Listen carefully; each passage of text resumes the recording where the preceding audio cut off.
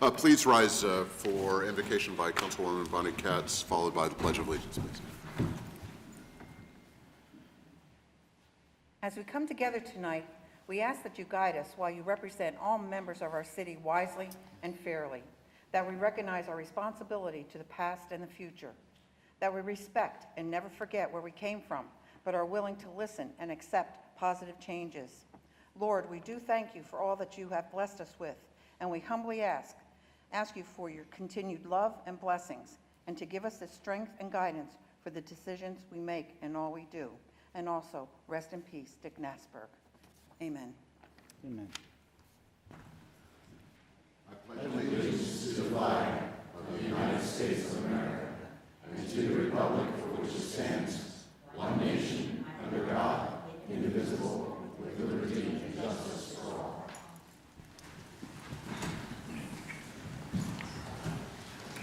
Thank you, everyone, and welcome to the Williamsport City Council meeting of January 18th. Next item on the agenda is approval of City Council meeting minutes dated January 2nd, 2018, January 4th, 2018. Can I have a motion and a second to approve these? So moved. I hear a motion and a second. Any comments or questions? Hearing none, Mrs. Frank on the motion to approve. Ms. Mealy? Yes. Mr. Noviello? Yes. Mr. Henderson? Yes. Mrs. Katz? Yes. Mr. Slaughter? Yes. Mr. Allison? Yes. Dr. Williamson? Yes, and those are approved. Next item on the agenda is limited courtesy of the floor. We've had no request for that this evening, so we move on to our next item, which is a presentation from the heart of Williamsport. Ms. Myers, how are you this evening? I'm good. How about you? Very good. As most of you know, I am new to the community, not only as an employee, but also as a resident too.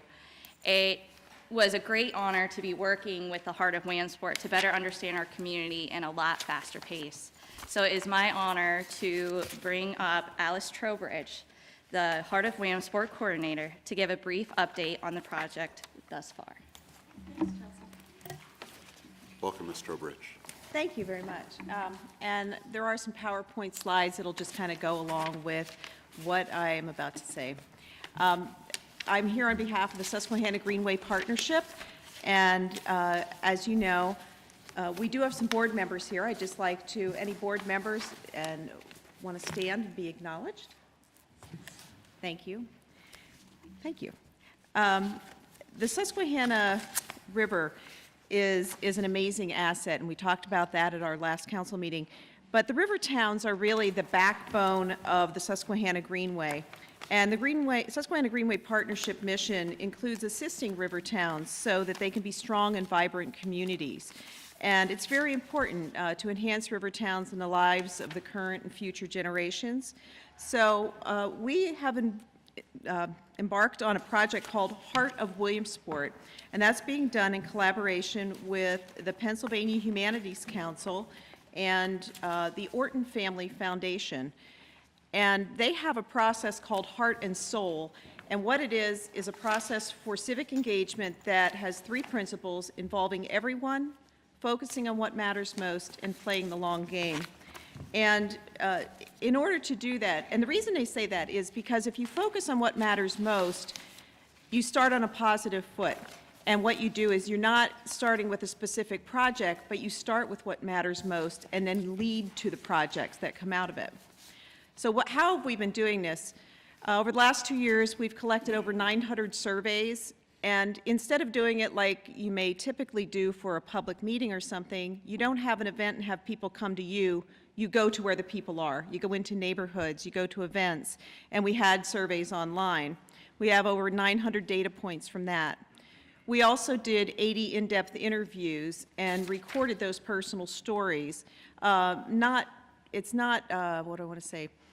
It's not just personal stories. It's stories about how did you come to live here? Why do you choose to stay? And questions of that nature. All of the information we have is being put into a table format, so it's there for anyone who wants to see it.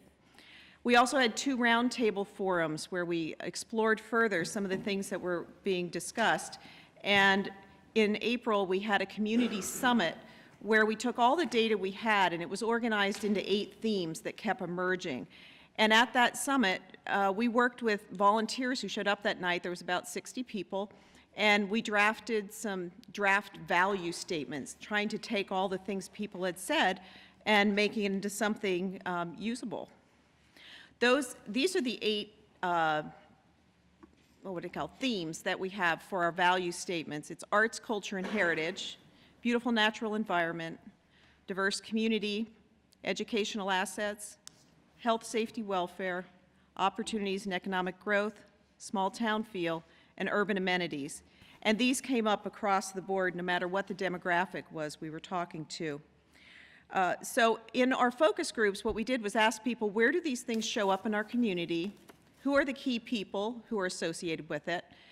And also, what are your ideas for protecting these values or enhancing them in some way? And so we've begun to have a list of ideas. From those ideas, the emerging priority ideas, and I call these priorities because in almost every one of our focus groups, these next 5 things came up. There are a lot of great community organizations that have community calendars, but there's no one-stop shopping, and a lot of them don't have cross-references. So we were thinking, one idea that's come up is to convene those local partners and see what we can do to make that a little more seamless and connected. The second is to increase mentoring opportunities for inspiring our youth, especially in terms of being good citizens and future leaders. The youth are our future, and every group we met with had an interest in that. Another is community-wide celebration of our diversity, possibly with a block party.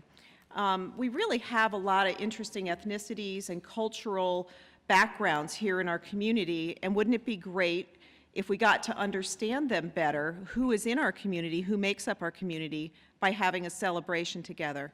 So one thing we might pursue is some type of block party with that focus. 2 more ideas. One is become a more welcoming community to newcomers. A lot of people say if you're from the city, it's great, but when you're new to the area, it's hard to kind of navigate around. And I think part of that might just be the people who have been here for so long know where to find things, and we don't realize it's not easy for others. We welcome the world every summer for 2 weeks. Maybe we need to expand that a little bit. And then the last idea that keeps coming up is improving walking and biking connections to nature, especially the river walk. And I know there are some efforts already in place for that happening. So the next thing, people have asked us throughout the process, okay, how is this different, or is this a duplication of what the county comp plan update is?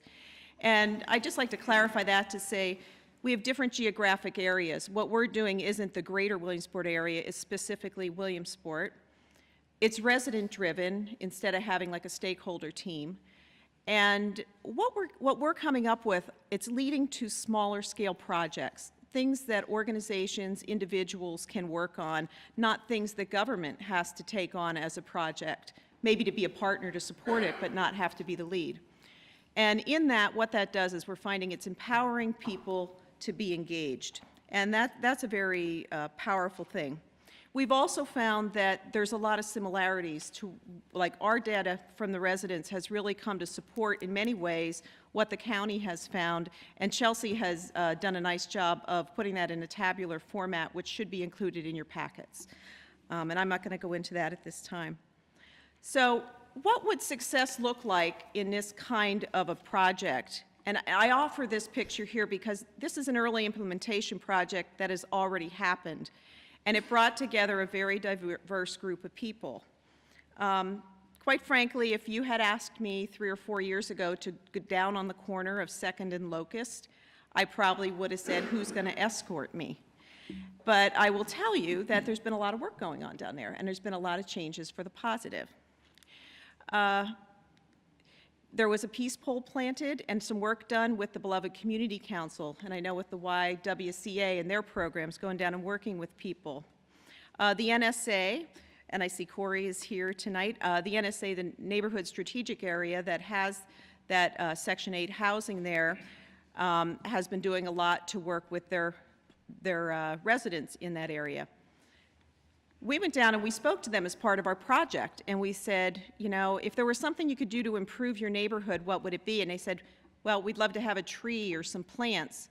And the other thing they talked to us about, which we heard in other neighborhoods as well, was with the high rate of turnover, there's really a lot of rentals in the city anymore. The rate of rentals are higher than ownership, and that, it's a rising rate. They said they didn't know their neighbors, and so they didn't know who belonged on the street and who didn't. And so that was something that was very important to them. They'd really like to get to know their neighbors. So we had gone to our towns and we're sharing that with them because we knew they had an interest in doing some work with residential neighborhoods. And about the same time, the 3rd Street Y store had closed. And in that conversation, there were some members of our towns that were there that also work for the Penn State Extension Office, and they were looking into food deserts. And they said, you realize the people of this area now have to go more than a mile to get for groceries, and many of them have no vehicles. So the idea emerged of what if we could do a community garden? And so we worked up a plan, and this was through our towns, and went down and talked with the people and said, would you be interested in this? We talked to the neighborhood strategic area and said, would you be interested in having this?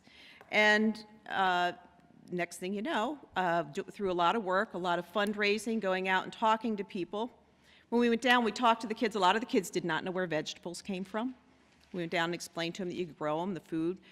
And everybody was excited. And several of the neighbors actually used to do gardening, but it turns out they have nowhere to do it now, and so it's something they really missed.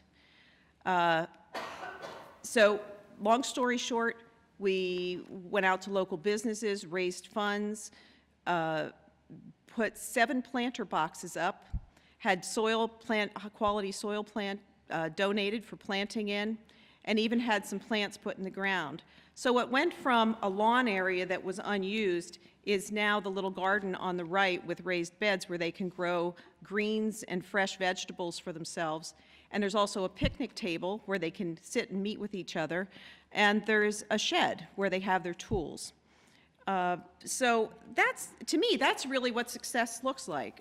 That's a project where people work together from a simple idea. And Fresh Food Lyco, which is a project of the Lycoming County Conservation District, is going to work with the residents here, teaching them about gardening and how to plant a garden, how to share what they have, and how to work together to make this happen. So I would just there's some people here that were part of the project. Anybody who was part of the project want to stand up just for a minute? Because we had about 30 people involved in making it happen, and they worked very, very hard, so I just wanted to acknowledge them. Thank you. So this project was small, but it was mighty because no one came asking council for money. It's a project by the people, for the people, and it brought 6 organizations together, numerous businesses that donated, and the neighborhood residents to create a space that has helped to transform life on this block. The residents are working together, and those with gardening experience are mentoring others, and more importantly, relationships are being built. And if you go down on that street now, you go down and there's bike racks and there's bikes sitting out. 2 years ago, that wouldn't have happened. There's people sitting on their porches talking to one another. I don't know if it's, it's not just this project, but it's the whole idea of paying attention, asking people what they need, and then working with them to help bring it about. So I just offer that as the type of small projects, but yet they can have a big impact. So this is a list of all the different people, all the different organizations that assisted and were part of it, and we're very grateful for everyone who helped make it happen. So what is next for Heart of Williamsport? We're vetting these heart and soul value statements, and I have included in your packets a set of what they are, the 8 statements. We're looking for feedback. You can give that on our website. There is also, or you can give your papers to Chelsea. Chelsea's on our team. She'll take that from you. We're going to have community conversations, 4 of them, 4 that will focus on 2 different topics at a time. And that'll be February, early March. That'll be to talk about the ideas and say, these are some of the ideas that came forward, and bring groups together that can actually become partners to help make the projects happen. So it's working toward a development of an action plan.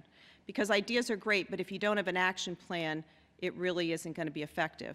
And then the other thing is the formation of a Rivertown team with the Susquehanna Greenway to carry the ideas forward that have to do with the connectivity to the river and the natural environment, and things like green infrastructure. And one other thing I'd like to share, February 9th, we have a movie at the Community Arts Center. This is something that came up. It was a student project, students working on it. We interviewed over 80 people, and this movie is just a feel-good movie. It has moments from everybody's stories that made us smile and feel good about where we live. And we think it's a good idea to make everybody in the community feel good about where they live as a way to incentivize them to say, let's try to, if you feel good about it, then what do you want to do to help, you know, make it a good community and keep it this way for the next generations. So doors open at 5, the movie's at 6, and then we're going to have a reception to follow if anyone wants to have questions or learn more about the project. And I believe that's everything. Thank you. Thank you very much, Alice. Comments, questions, members of council, before we move along? Thank you for all the work you do, and I think you were talking about the value of the project, the small example project that you were talking about. That kind of project is very much valuable. Maybe not even because of the produce grown and eaten and all of that, but for really bringing the multitudes of people together that's required to make that happen, learning how to work together to identify solutions to solve problems that we may have not even recognized that existed before it was all there. That makes the next time easier and the time after that even easier than that. As a political scientist, we call that social capital, and that's exactly what you're building. So thank you very much. Okay, thank Mr. you. Allison. Thank you. And I'd just like to make the point that this is an example of some of the really positive things that are going on in this community. The bad news makes the headlines. The good news is a lot of hard work behind the scenes that organizations and people are doing in this community, volunteering their time and efforts, and it's spreading to neighborhoods and areas that is going to enrich everybody in the community. The saying, a rising tide lifts all boats. I think that's true in this case, and that's the way we need to look at it. So often we look for the big bang, the big item, the big development, but it's really the small things that you can't quantify on a daily basis, but over time, they influence the atmosphere and the lives of people. And there's more than just what we're talking about tonight going on in the city. I know of things going on in city government that are exciting and have me excited about the future for this town. And I think there's a momentum building in the city for positive things and for growth.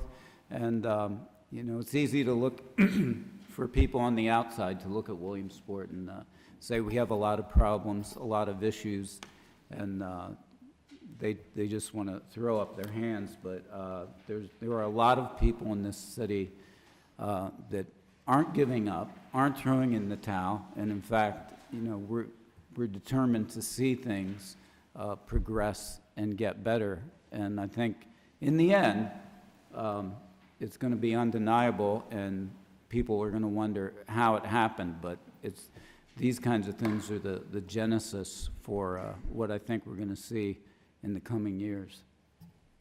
Thank you. Other comments, Ms. Mealy?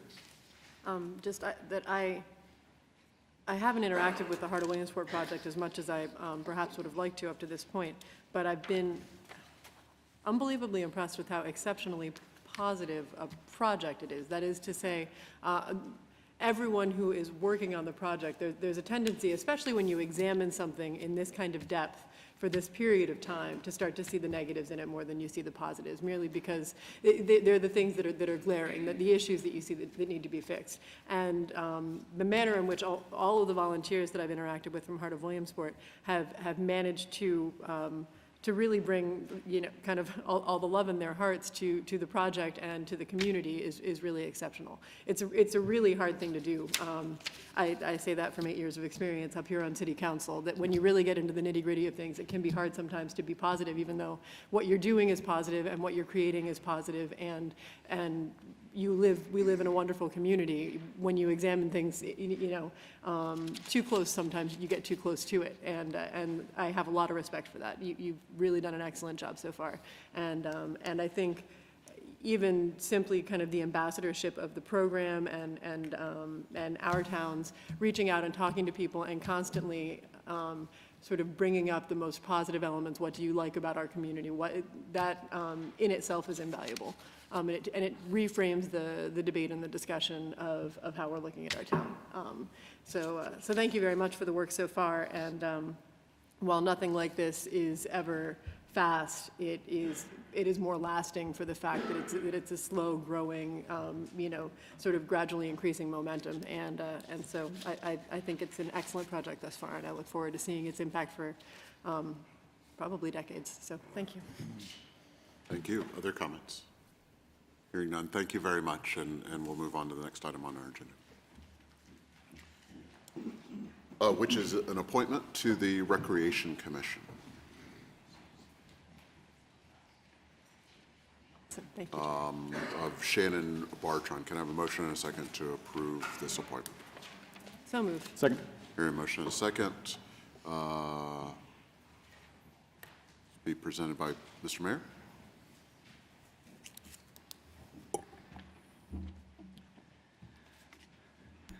Dr. President, Mr. Vice President, members of City Council, before you we have a young lady who works at St. John Newman, and she's very, very enthusiastic about helping with the Recreation Commission. I do not see her here this evening, but she was interviewed previously this week by a committee, and I'm sure that she's going to do a fine job. Thank you, and I believe that was Finance, and so Ms. Mealy, your report, please. Yes, we did speak with Ms. Bartron at the beginning of the Finance meeting this past Tuesday, and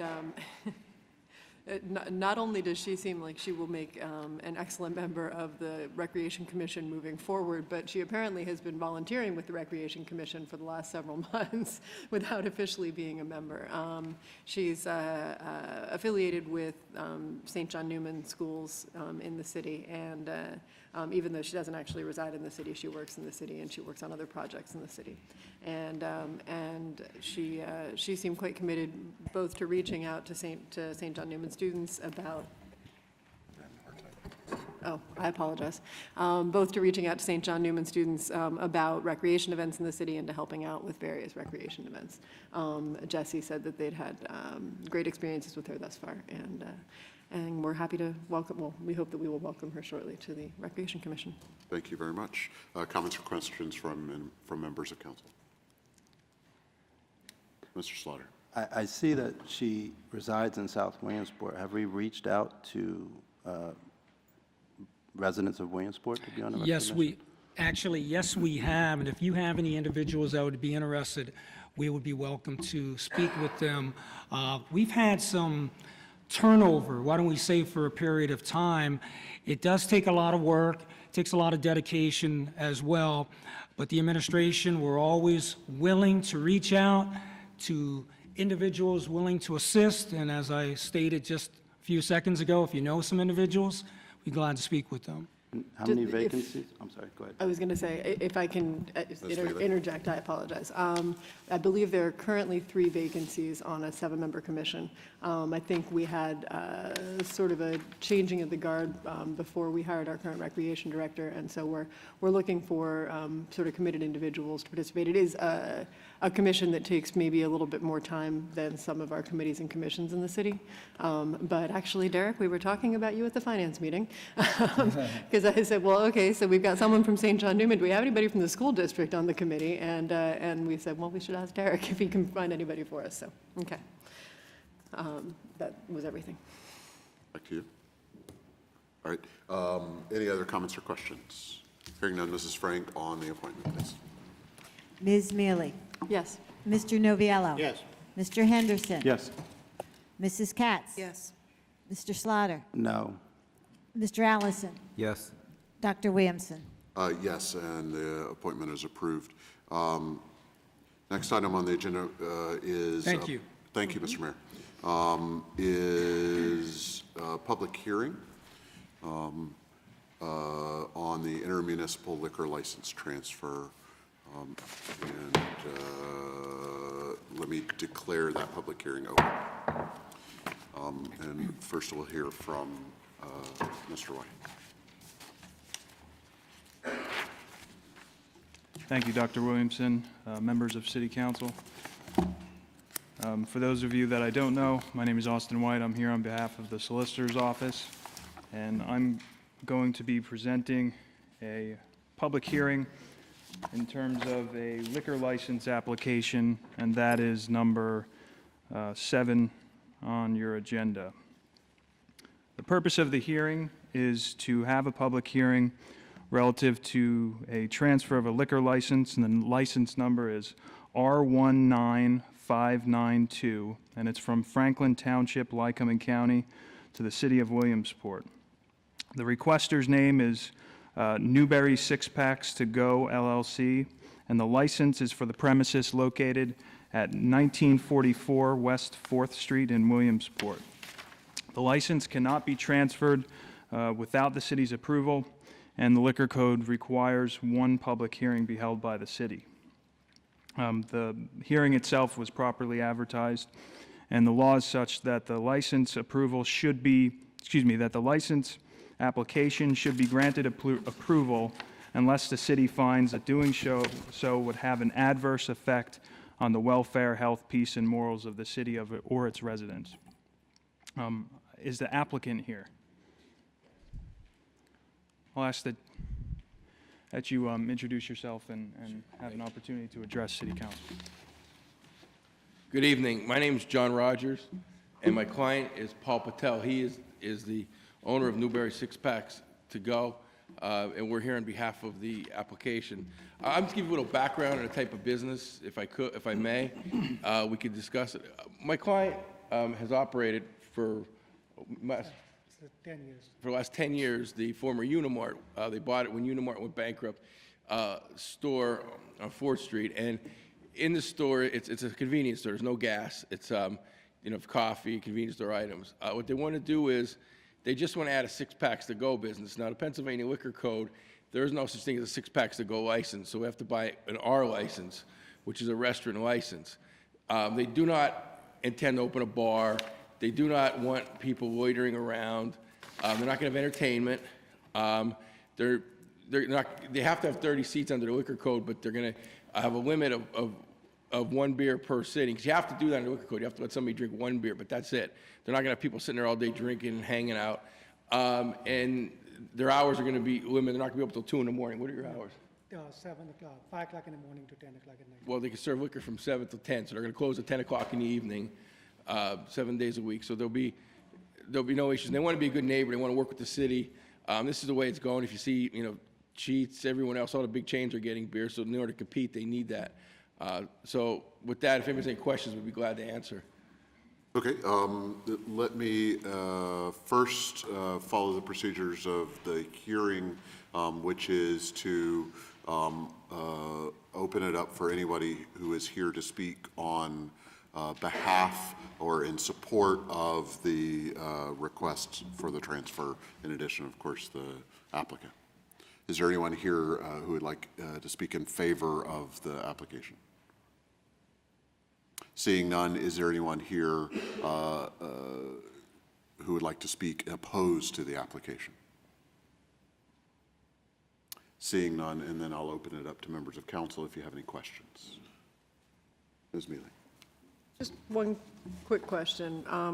You said this is a restaurant license, not a classic six-pack license? There is no six-pack license. There is no six-pack license? You have to buy an R license. Okay. That's what Sheetz has, that's what Turkey Hill has, that's what Wise has, Giant, they all have R licenses. Got it. And in terms of carry-out, six-packs beer will be the only thing, correct? Yeah, they're not gonna- The only carry-out item would be beer. And I'm trying, excuse me, I actually own a restaurant, but my familiarity with this element of the liquor code is a little limited, so there wouldn't be wine or anything else like that. They could get a wine permit Okay. under our license. You could pay, it's $2,000 for the first year, 2% going forward.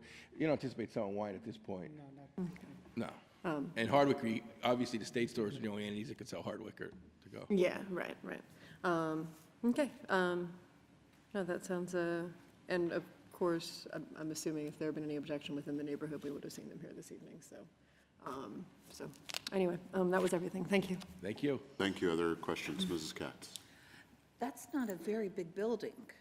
How much of a percentage of space are you going to be taking up with this? Because from what I, being in there, it wasn't that big.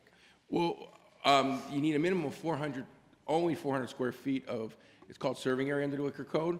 What we're doing is, if you're familiar with the building, there's coolers in the back wall. Basically, what we're doing is we're going to license a U, and we're going to have interior connections.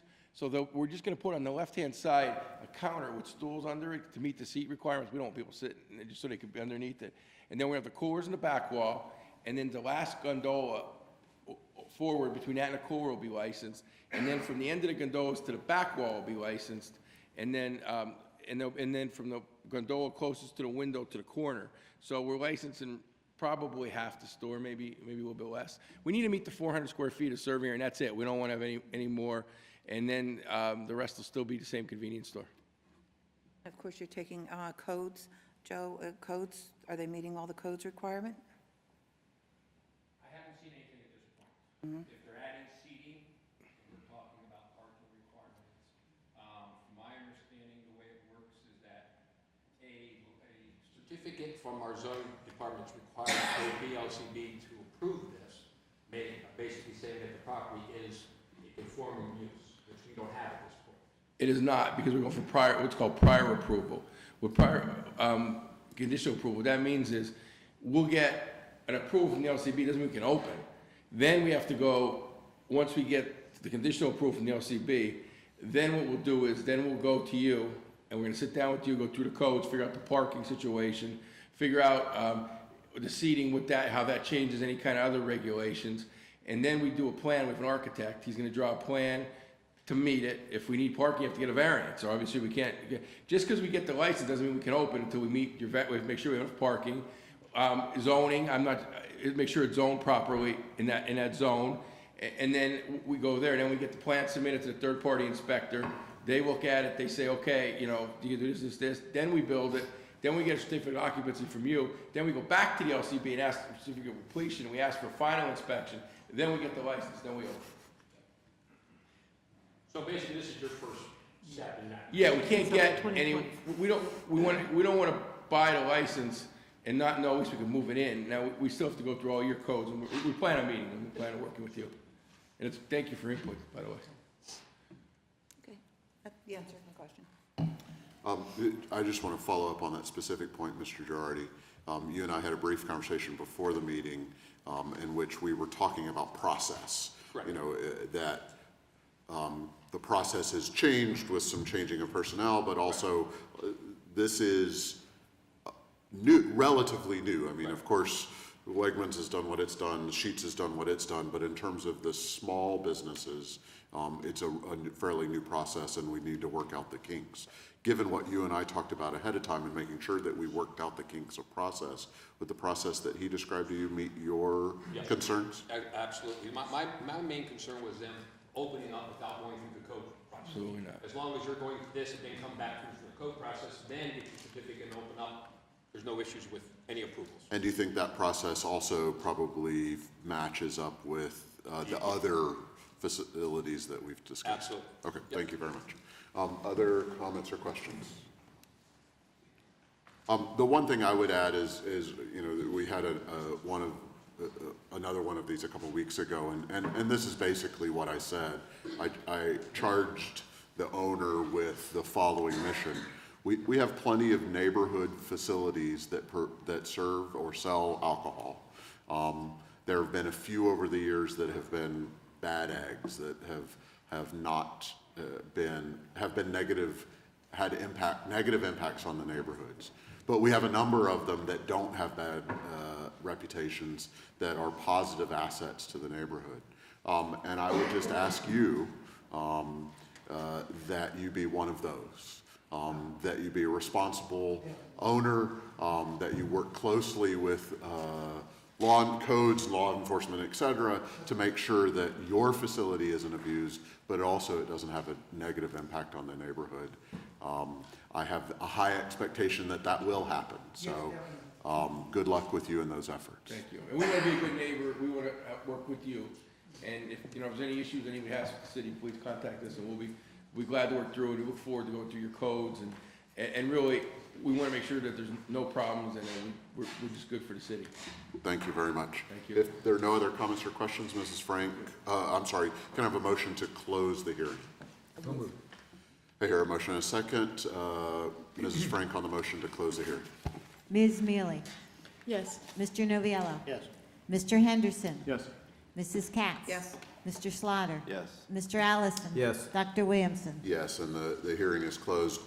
We'll now go ahead and move to number 8, which is the resolution to approve the transfer of the liquor license. Mrs. Frank, in short form, please. A resolution of the City of Williamsport, County of Lycoming, Commonwealth of Pennsylvania, approving the transfer of a PLCB license number R19592 into the Williamsport City from Franklin Township, Lycoming County, Pennsylvania. Thank you. Can I have a motion and a second to approve this resolution? So moved. Second. Hearing a motion and a second. Any additional comments or questions from our members of council? Hearing none, Mrs. Frank on the motion, on the resolution, please. Ms. Mealy? Yes. Mr. Noviello? Yes. Mr. Henderson? Yes. Mrs. Katz? Yes. Mr. Slaughter? Yes. Mr. Allison? Yes. Dr. Williamson? Yes, and that resolution is approved. Thank you. Thank you. Absolutely. We're going to jump down to help some of the guests be able to make it back home this evening. So we're going to move on to number 18, resolution to approve an MOU between Loyalsock Township and the City of Williamsport. Mrs. Frank, please, when you're ready.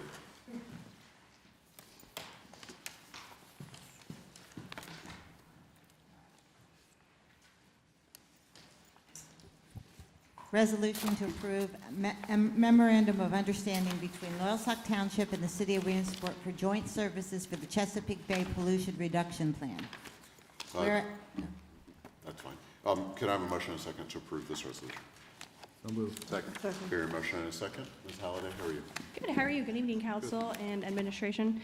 Before you is a resolution between the city of Williamsport and Loyalsock Township for the joint services of pollution reduction plan. Excuse me. The city as well as Loyalsock Township are required to comply with the Pennsylvania Department of Environmental Protection MS4 program, or the Municipal Separate Storm Sewer System program, which falls under the United States Environmental Protection Agency Clean Water Act of 1972. The MS4 program requires the submission of the Chesapeake Bay Pollution Reduction Plan no later than October 2nd of this year. And the city and Loyalsock plan to share the cost equally, 50%. Under this plan. If you have any questions, please. This was also, reviewed by Public Works. Thank you, Mrs. Katz. Yes, this came to Public Works, and as we know, Chesapeake Bay has been an expensive project for years and years, and they keep on coming up with more unfunded mandates.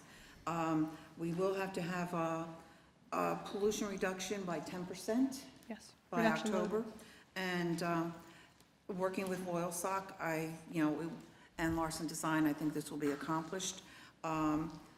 We keep on getting more and more of these programs coming in with the MS4 and the Chesapeake Bay, and there's nothing that we can possibly do about it but follow with the regulations that come down to us. And I know Larson Design will do a good job as far as coming up with all the statistics that we need for this to accomplish that goal in October. Thank you, and It was passed, I'm sorry, it was passed to full body of council with a positive recommendation. Thank you very much. Any comments or questions on the resolution? Mr. Allison? How long is this permit good for? The next permit will be for 5 years, and we will be submitting our new permit round after this submission of the pollution reduction plan in October. It has to be submitted 180 days before our permit which runs out, which is March 31st of 2019. Thank you. Any other comments or questions? Ms. Mealy? Perhaps I missed it during Mrs. Katz's comments, but is this something that we would have initially been involved in the MS4 program that the county was helping us with, but since the dissolution of that is now back on our plate, or how does it? The county they were utilized as our coordinators, and now you had passed for the Right. Williamsport Sanitary Authority to be our coordinators. They probably would have been involved in some of this, and if the coalition was still joint, we would have partnered with all of the other members. However, they decided to branch off and seek other consultants. Loyal Stock wanted to stay, as it's actually the best bang for our buck, essentially. And because we are able to share BMP's best management practices from one municipality to the other, so it's beneficial for us. Yeah. It's a shame that the MS4 sort of coalition did dissolve. I guess what I'm asking is, had we all stuck together, could we have more or less cut this cost, the cost of the upcoming bid award? I'm sorry, I'm treating both of them the same way, but I can't 100% answer that, but I think it would have been roughly around the same number financially. However, due to the schedule and the dates as to how things are lining up, honestly, I don't think right now, if we were still all of the 8 members as a coalition working together, that we would have gotten this done in time. Right now, if this evening we award Larson with the pollution reduction plan, that gives them the start date of the end, to begin with kickoff the end of January, and this has to be submitted prior to our permit in October 2nd. So that's an extremely short window of time, and going over proposals, especially with having all the forms of government, could have taken a lot longer. okay, so some upsides and some downsides. Thank you very much, Ms. Holliday. Thank you. Any other comments? Mr. Ellis? By this October, we have to have a certified 10% reduction. No, that's okay. I'll let you go, Ms. Katz, sorry. No, by this October, we have to have our pollution reduction plan, which says over the next 5 years of the new permit cycle, how we are going to reduce our 10%. Okay. And is that, That's okay. is that monitored yearly, or how is that? As far as I understand, DEP will come and review our plan to be sure that we are implementing on a timely manner. Yes. Okay, thank you. Caught me mid-sneeze. Mr. Ellison?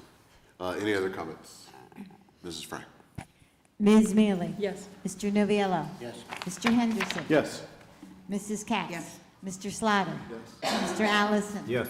Dr. Williamson? Yes, and the resolution is approved. Next item we'll deal with is a resolution to authorize the execution of a bid award for the Chesapeake Bay Pollution Reduction Plan to Larson Design Group. Mrs. Frank, I think I just read it for you in short form, but you can repeat. Resolution to authorize the execution of a bid award for the Chesapeake Bay Pollution Reduction Plan to Larson Design Group. Thank you. Can I have a motion and a second to approve this resolution? So moved. Second. Hear a motion and a second? Ms. Holliday? Yes, this resolution is to award the bid award for the Chesapeake Bay Pollution Reduction Plan to Larson Design Group the end of November. The city, as well as Loyalsock Township, submitted or requested submission of proposals for the Chesapeake Bay Pollution Reduction Plan. We received 4, and they were ranked by myself, as well as Bill Burdette from the Loyalsock Township, and Chuck Hauser and Wendy Walters from the Williamsport Sanitary Authority. We conducted interviews, post the qualification, post ranking of the qualifications. Larson Design Group was our ultimate choice.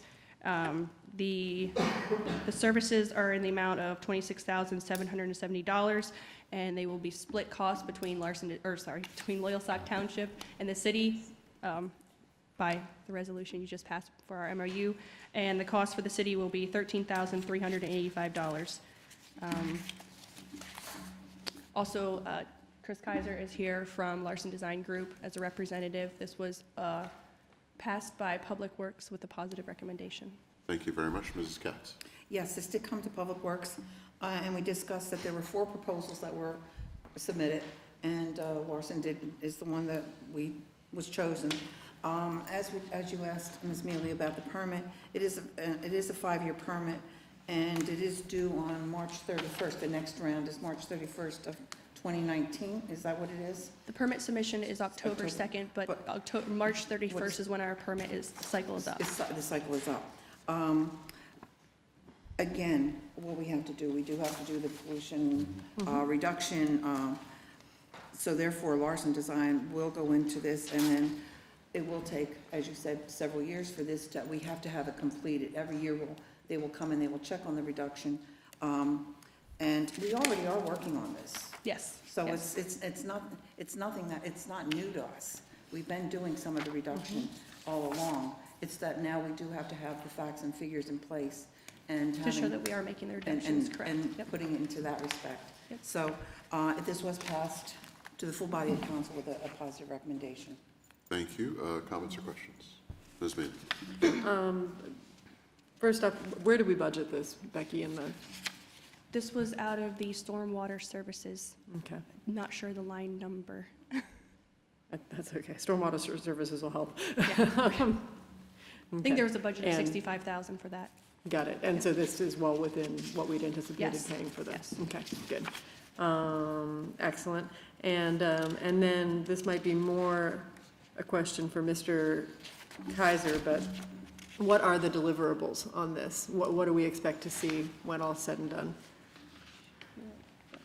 I mean, I know we get the pollution reduction plan, but exactly, I don't know exactly what that's gonna look like. There'll be BMPs identified as Right.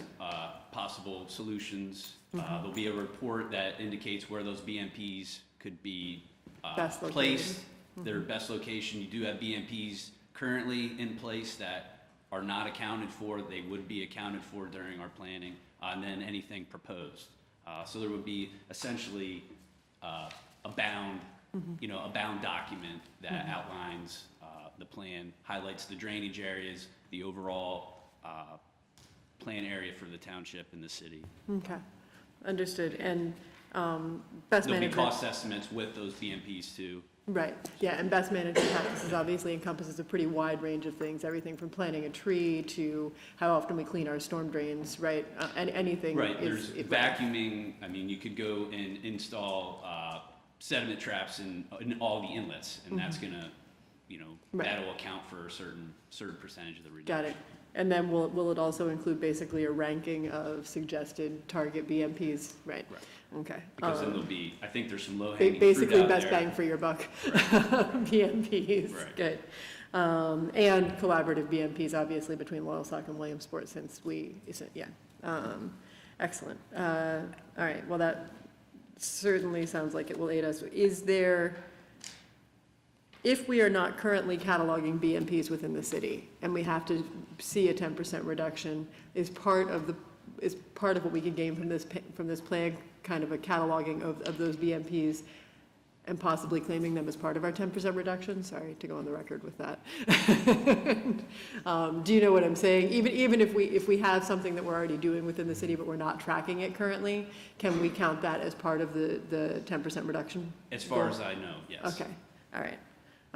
Thank you. On a follow-up on that specific item, we're still working through the stormwater plan changeover process, as I know you're well aware. The plan as it stands is to, as part of the Water and Sewer Sanitary Authority's oversight of stormwater,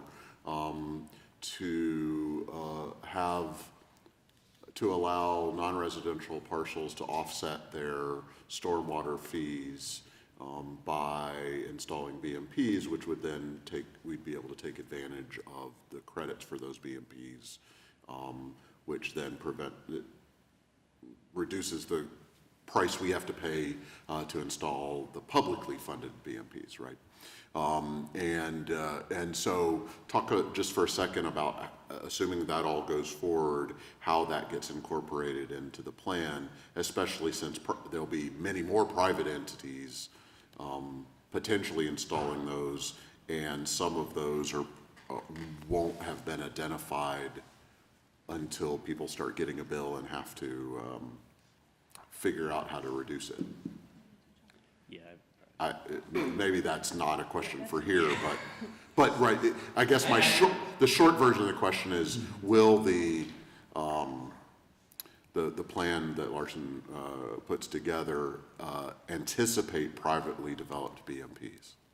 It is a potential, yes. The issue is that any property within the city that has an NPDES permit through DEP will be considered as parsed out, which means that it's kind of like our combined system, which is our sewer and our stormwater, which is also going to be parsed out, so we don't have to include that as our TMDL, our total maximum daily load, as to how much we have to, so that TMDL tells us, okay, we have to remove 10% of that sediment, which includes phosphorus and nitrogen. However, the NPDES, anyone that has an NPDES permit will be parsed out, which means then if they are implementing a BMP, we cannot count that as one of the BMPs toward our reduction, but those specific entities can utilize that implementation for their potential up to 50% reduction on their rate with the authority. Okay. If that makes any sense. With a lot of laughter in my own head about how many acronyms you just I'm really rolled sorry. out, and I kept track of most of them. So in the end, No, I get it. So now here's a question that maybe I don't know the answer to. In PDES, of the businesses that might implement BMPs, what share of them are covered by that? In other words, I can imagine the major institutions, colleges, hospital probably count. I would assume the hospital, Stamens. I don't have a list in the city within, but that would, yeah, Lonza, any large facility that has any potential runoff.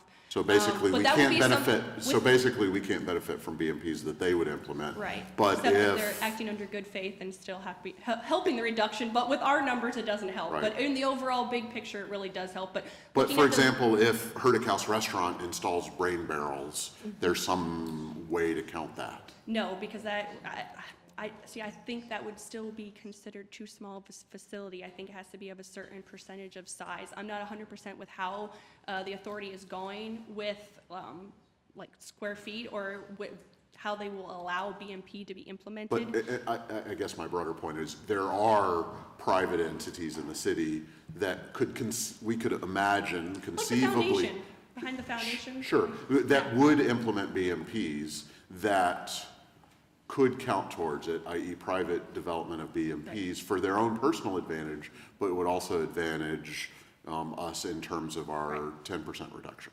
Yes. And then going back to my original question, will this plan incorporate that in some way?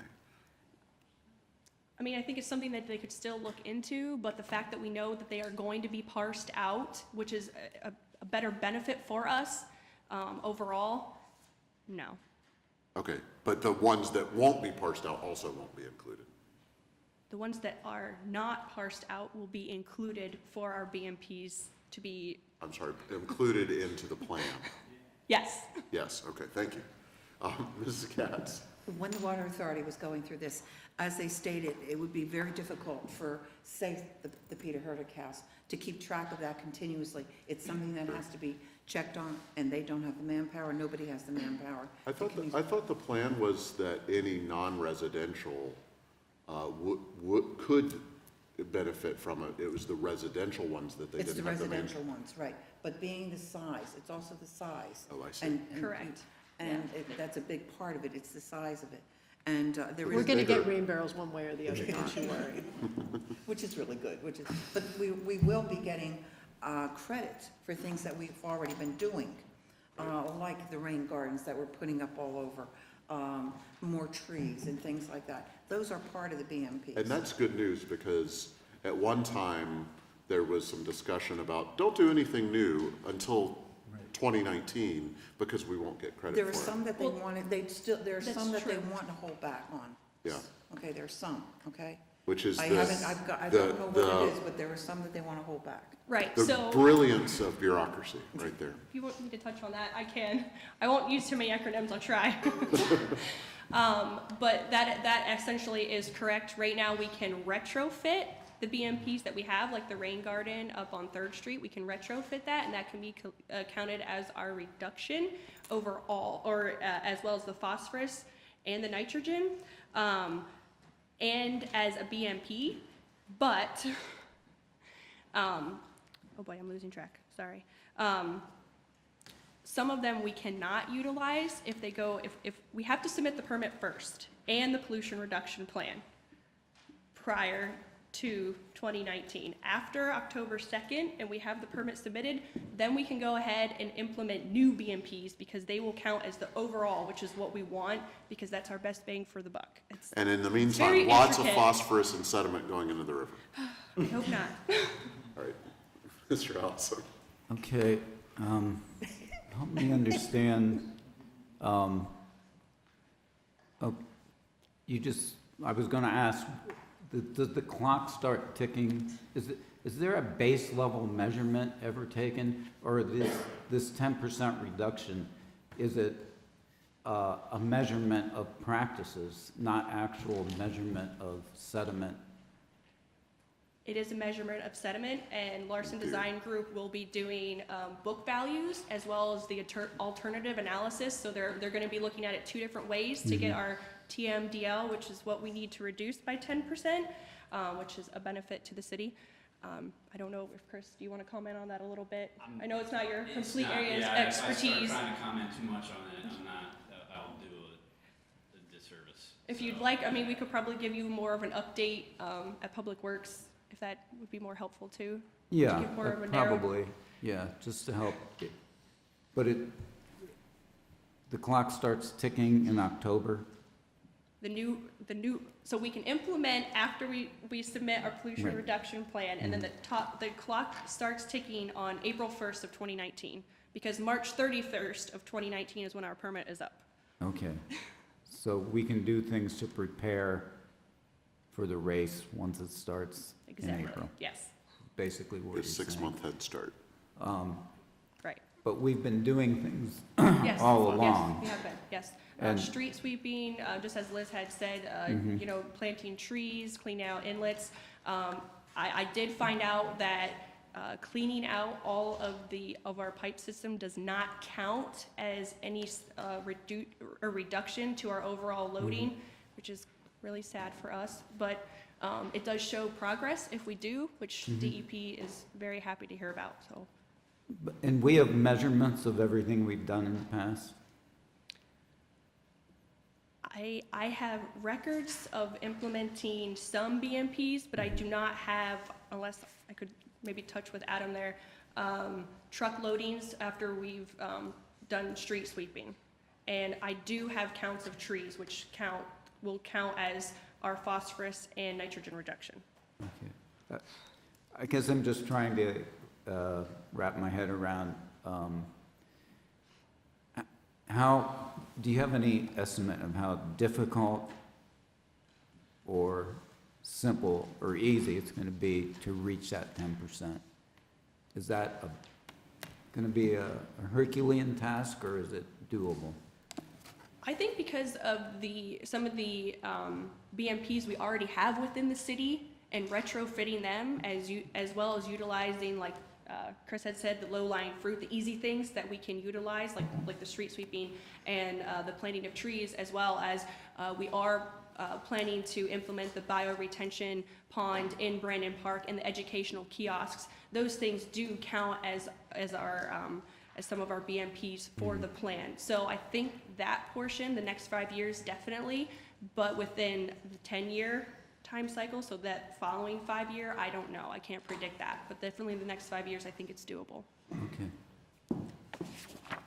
I don't have any idea what 10% means as far as the actual amount of sediment. As far as a visual. Pardon me? Right, as far as a visual, it's. Yeah, or even in comparison to what we're doing now, but thank you. Thank you, Mr. Allison. Any other comments or questions? Mr. Novielli? What do we do with our 10% sediment? Where does it go? How's it addressed after we compile 10% of our sediment? So for the street sweeping, that will go to the landfill or to somewhere that takes unclean fill, essentially. And trees, as you know, they do absorb the phosphorus and the nitrogen. The remaining, as such, like the bioretention, it will absorb the sediment. It will be in the pond itself. If we have permeable pavers, like is one of the projects we have on Willow Street, we will have to go in and do some operation and maintenance there, remove the brick, take out the sediment, and then take it to a facility such as the street sweeping. Thank you. Thank you. Other comments or questions? Hearing none, Mrs. Frank on the resolution. Ms. Mealy? Yes. Mr. Noviello? Yes. Mr. Henderson? Yes. Mrs. Katz? Yes. Mr. Slaughter? Yes. Mr. Allison? Yes. Dr. Williamson? Yes, and the resolution is approved. Next, we're going to move down to item number 21, request for demolition for 641 Green Street. Mr. Girardi, please.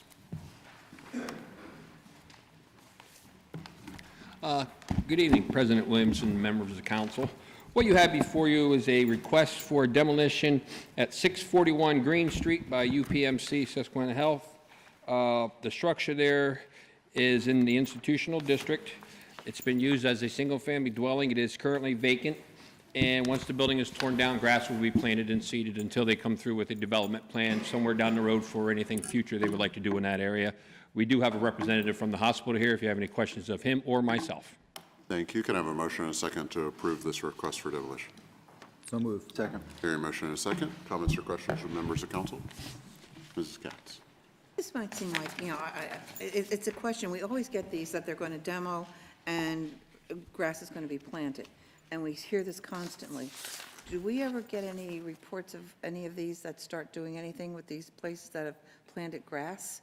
I mean, is there, or all these demos that we have said, and they've demoed and they've planted the grass, there's nothing that has ever been done with a lot of these I demos? have not seen any plans concerning the development of some of these areas, if that's you're asking, no. I do know that the hospital is in the process of doing some additional demolition and constructing some larger facilities there, okay?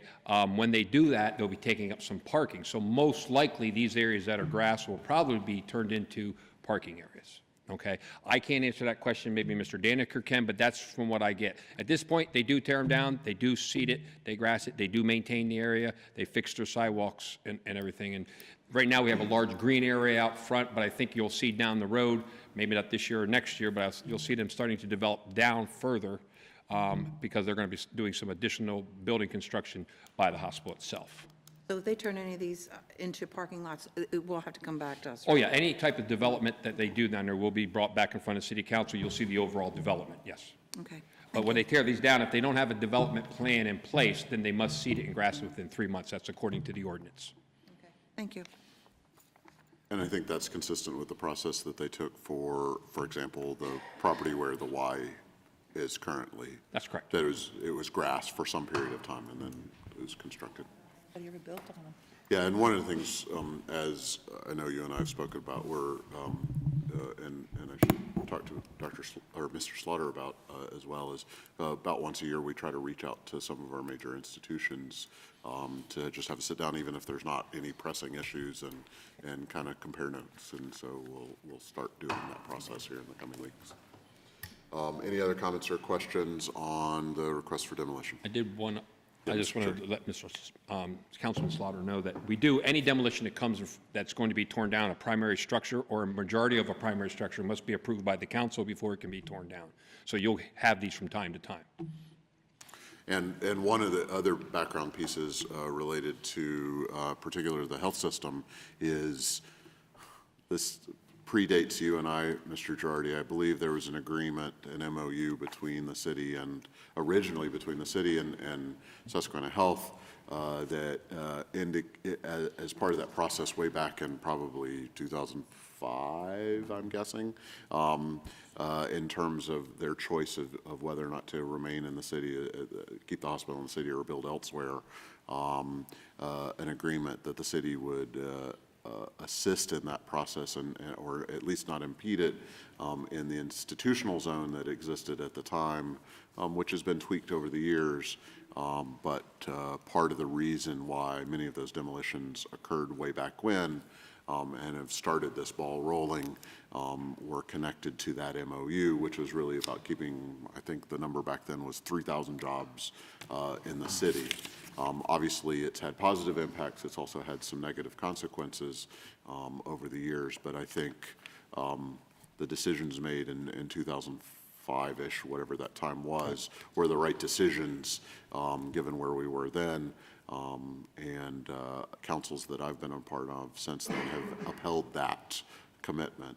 Now, I think this particular demolition and some of the other ones are slightly different because they're out of those original zones, but I think the partnership between the city and the health system has been strong, and I think has laid the groundwork for the next steps, where Mr. Allison was just giving me an update on where we stand in our partnership under a newer MOU between the city and the health system on developing a Park Avenue redevelopment plan.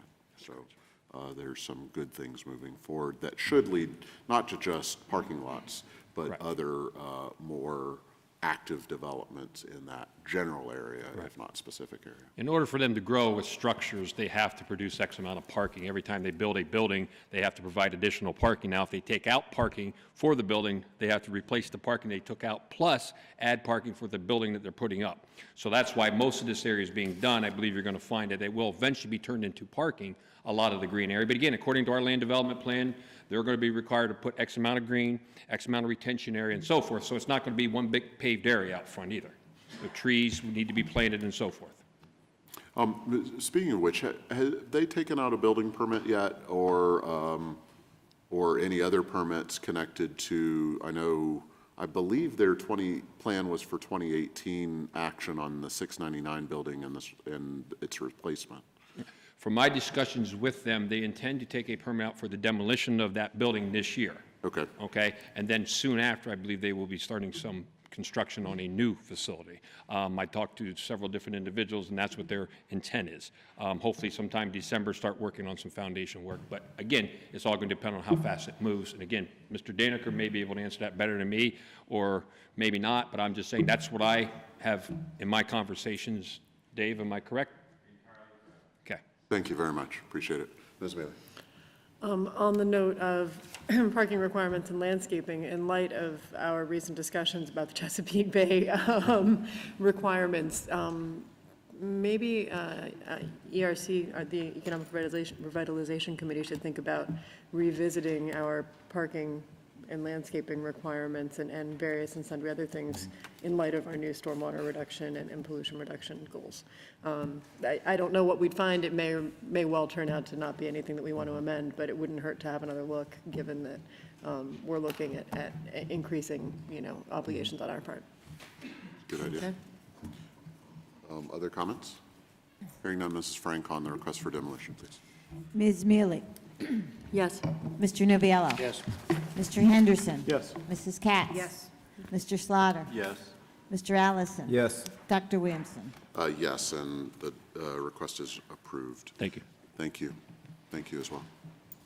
I believe now we are going to go back up to number 9 and probably at this point work our way through the agenda straightforward, unless any of the other presenters have guests that I've missed. Seeing none. So the next item on the agenda is resolution for agreement for naming rights for Bowman Field. Mrs. Frank, please. Resolution agreement to extend naming rights of Bowman Field for 2 additional years, 2019 to 2020. Be it hereby resolved by the City Council of the City of Williamsport that the agreement attached hereto and between the City of Williamsport and BB&T is hereby approved, and the appropriate city officials are hereby authorized to execute the agreement. Thank you. Can I have a motion and a second to approve this resolution? So move. Second. Hearing a motion and a second. Mr. Mayor, how are you this evening? I'm doing great. Hello again. Before you, I have an agreement to extend the naming rights agreement for BB&T at Bowman Field. It is a 2-year contract which coincides with the Crosscutters agreement for 2019 and 2020. This naming rights agreement is for $35,000 a year. The original contract that I negotiated was at $30,000 for a 5-year period. So in the next couple years, we'll bring in $70,000. Thank you. Thank you. And this was reviewed by? This by finance. Finance, thank you. Ms. Mealy? Yes, Finance did review this agreement, and it seems to be in line with our existing agreement, with the exception of the fact that we're now seeing an additional $5,000 annually.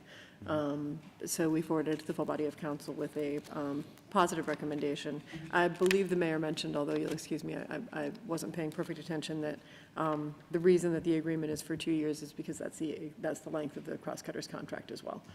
So we have the potential to renew, provided we continue with the cross-cutters after the 2-year mark. Thank you. Other comments or questions? Hearing none, Actually, if Ms. I could, Mealy? the one thing I didn't ask at Finance, and I perhaps should have, is, of course, this extension of the naming rights agreement was reviewed by our legal. Yes. Okay. I just, I don't often, I didn't review the original agreement to see how this one meshed with it, so I was hoping that one of our solicitors had. Thank you. Thank you. Other comments or questions? Hearing none, Mrs. Frank on the resolution, please. Ms. Mealy? Yes. Mr. Nubiallo? Yes. Mr. Henderson? Yes. Mrs. Katz? Yes. Mr. Slaughter? Yes. Mr. Allison? Yes. Dr. Williamson? Yes, and the resolution is approved. Thank you. Thank you. Next item on the agenda is a resolution to authorize the purchase of taser devices and cartridges.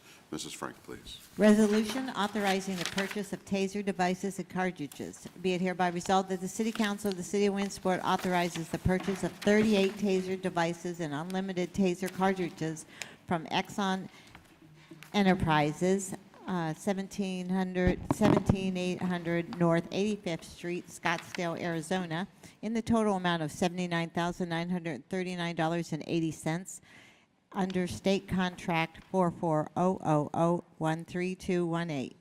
Be it further resolved that the mayor and city controller are authorized to sign the necessary documents. Thank you. Can I have a motion and a second to approve this resolution? So moved. Hearing a motion and a second. Chief Young, how are you this evening?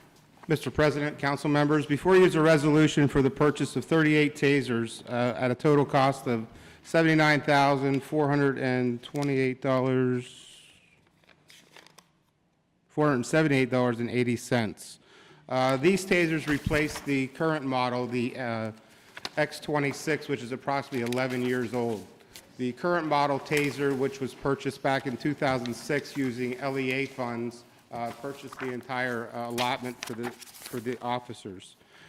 We've run into an issue where the parts for the current tasers, as well as the technology that we have with those, is outdated and very hard to fix a taser that goes down.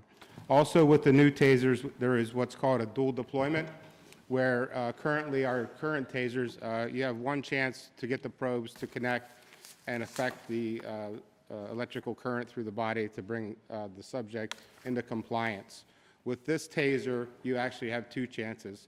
Let's say the first shot probes do not connect and you don't have a good connectivity between the two probes. There's a second trigger and second cartridge on the device that enables the officer to project another 2 projectiles to the subject in order to gain compliance, thus enabling the officer not to go hands-on with the subject, but maintain that safe distance before going in for the final act, which would be the actual stun, dry stun with the taser in order to gain compliance in relation to taking someone into custody. This is within our force continuum and is right below the actual use of lethal force. So it's a very important tool for our officers. It is a tool that is used approximately 36 to 40 times per year based off of the current statistics for the last 2 years. It's also a 5-year plan with no finance options required in it. It's a straight fee. We can prepay forward. We can, without any penalty. As I mentioned in the budget session this year, with Joe, met with him and we transferred some money from the vehicle line item purchase. We usually purchase 3 vehicles within that line item. For vehicles this year, we went down to 2 in order to obtain this money in thoughts of getting the taser and offset the cost and not add to the actual line item budget of any other line items within the operating costs of the city police department.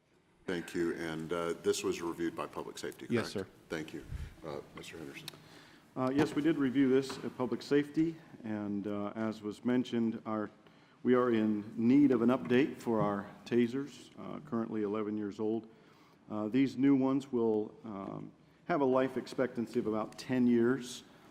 This agreement is a 5-year agreement, and that carries with it the training that is necessary, as well as the cartridges used in the training for all 5 years. The warranty, the battery replacement, it really has a pretty much 5 years of everything being taken care of for us, which is really great. And then after that, the other 5 years, or maybe we can get more out of them, I don't know, but that lands on us. Of course, it's nearly $80,000 for these. We set aside about $35,000 in this year's budget. And so with the LEA money that's available, about $7,600, that drops us down to, after this year, having to take care of about 42, or rather 37,000, right around there. Hopefully we'll get more LEA funds the next year. If that's the case, then we'll have about, for the next 4 years, we'll have about $8,500 that we've got to take care of each year. And so we'll be looking to carve out those amounts in the following 4 years' budgets in order to cover the rest of this. There is a trade-in value for our old tasers, only about $100 each. And so there's not a whole lot there. Let's see, what else did we look at here? I think that's pretty much all that we talked about. It's needed, and of course, as was mentioned, the police department is kind of cutting back on some of their other projected expenses just so that they can make this purchase. So with all that in consideration, we pass this on to the full body with a positive recommendation. Thank you very much. Comments or questions from members of council? Hearing none. Mrs. Frank, please. Ms. Mealy? Yes. Mr. Noviello? Yes. Mr. Henderson? Yes. Mrs. Katz? Yes. Mr. Slaughter? Yes. Mr. Allison? Yes. Dr. Williamson? Yes, and the resolution is approved. Thank you, Chief. Next item on the agenda is a resolution to approve submission of a certified local government grant application. Mrs. Frank, please. Resolution to approve the submission of a certified local government grant application. Be it hereby resolved by the City Council of the City of Williamsport that the appropriate city officials are authorized to submit the 2018-2019 certified local government grant application to the Pennsylvania Historical and Museum Commission, requesting a grant in the amount of $4,450. Thank you. Can I have a motion and a second to approve this resolution? So move. Second. Thank you. Mrs. Young, how are you this evening? Good evening. Fine, thanks. This resolution is to approve the submission of a certified local government grant application, or a CLG, to the State Historic Preservation Office. We're requesting $4,450.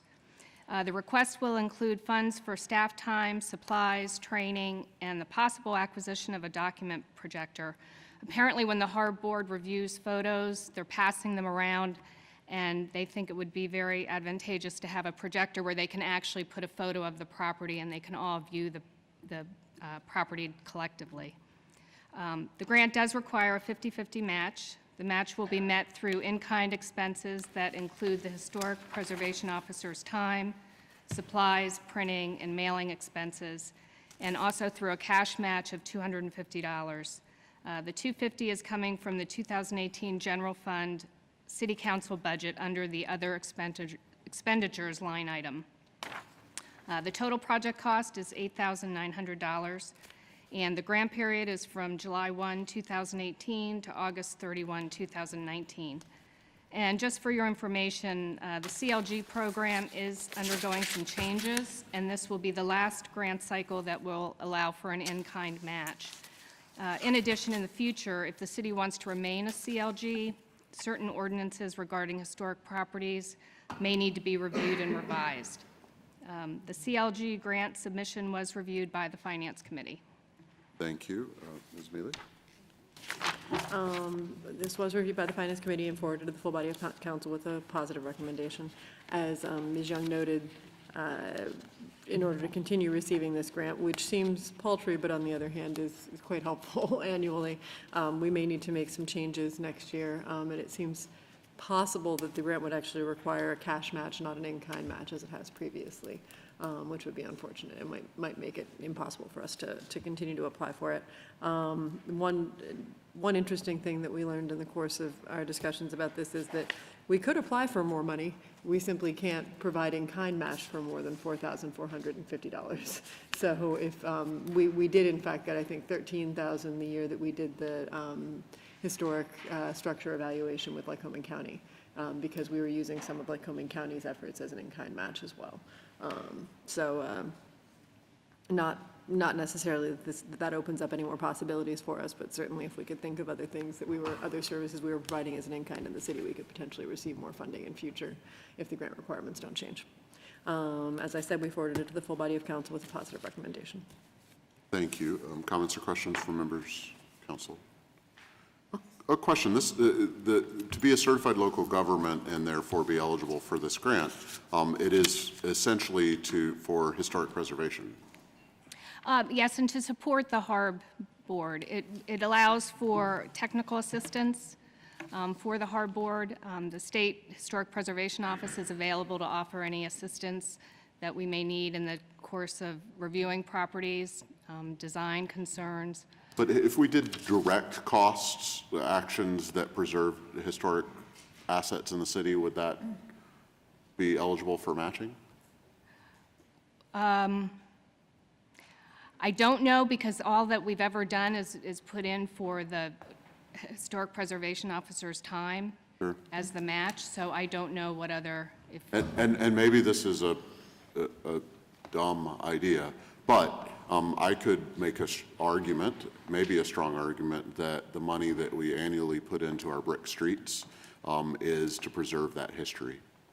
And there's a $50,000 match that we're doing on an annual basis. I think it's primarily property-based and really focused on the Historic Architectural Review Board and the...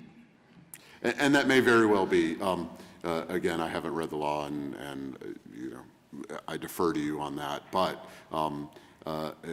it's a property owned by the city. It's a property that is a historic asset.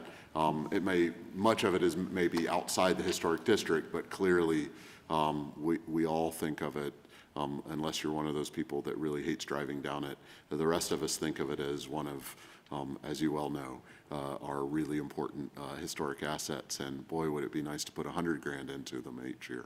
Well, it'll be interesting to see what they do with the new requirements. Right now, that's just under public review. There's been nothing in stone or none of those changes have come to fruition yet, but it's just under review for now. Put the idea in the back of your head, and if it works out, that'd be incredible, wouldn't it? All right, thank you very much. Any other comments, Ms. Amelia?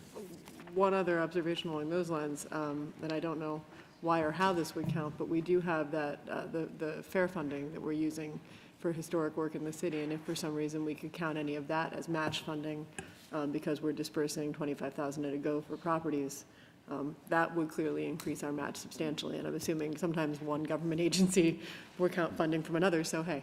Yeah. It's state money and state money, so typically doesn't always work, but we can certainly look into that. Anyway,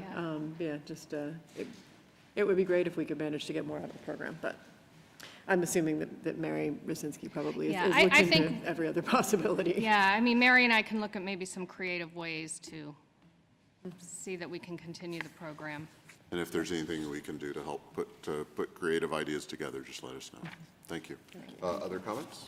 Hearing none, Mrs. Frank on the resolution, please. Ms. Mealy? Yes. Mr. Noviello? Yes. Mr. Henderson? Yes. Mrs. Katz? Yes. Mr. Slaughter? Yes. Mr. Allison? Yes. Dr. Williamson? Yes, and the resolution is approved. Next item on the agenda is a resolution related to uncollected city real estate taxes for 2017. Mrs. Frank, please.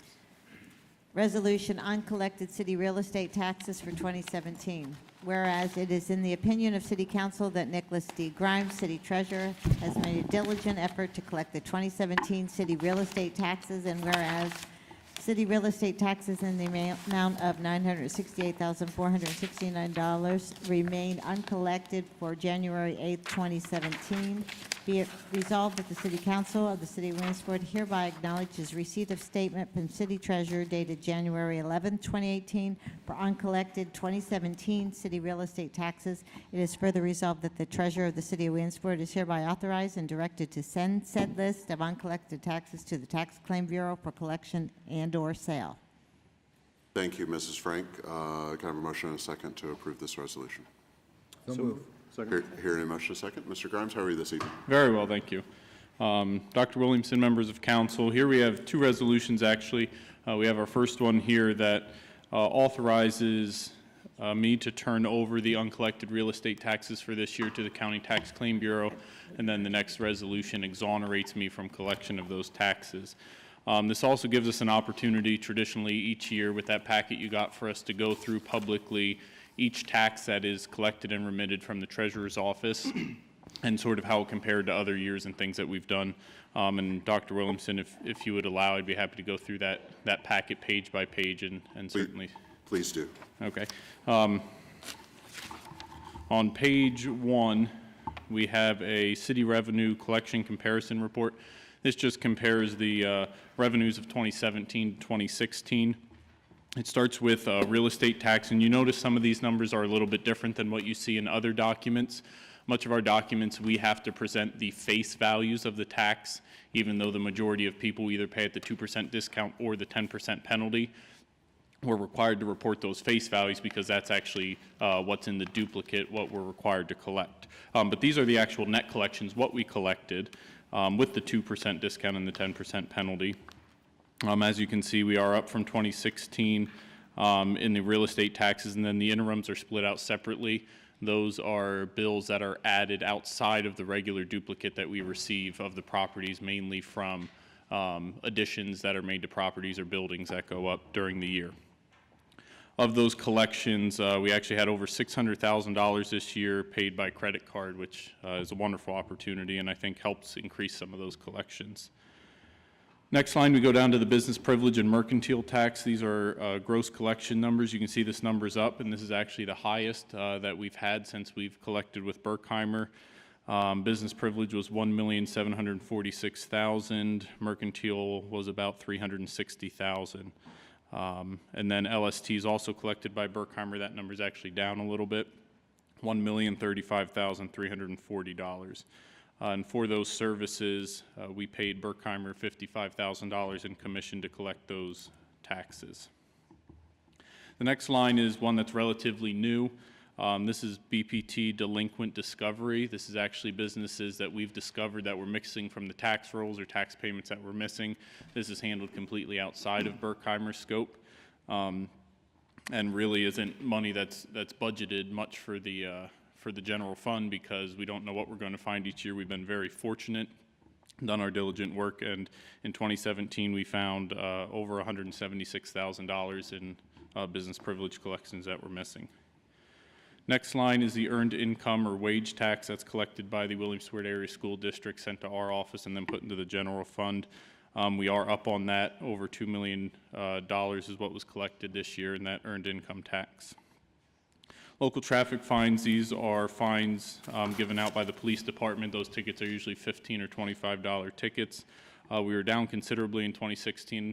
It's a small number amount, so considerably doesn't mean, you know, tens or hundreds of thousands of dollars, but we're back up to a number there over $3,000. $3,160 is what was collected in 2017. Magistrate fines are what come from Page and Fry, and that number was up a little bit in 2017, $101,111.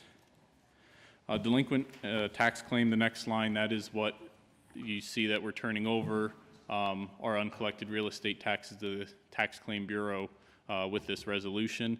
These are previous taxes that were turned over to the Tax Claim Bureau that were collected by the Tax Claim Bureau. Their commission was taken and then were remitted back to the city. Realty transfer tax is down.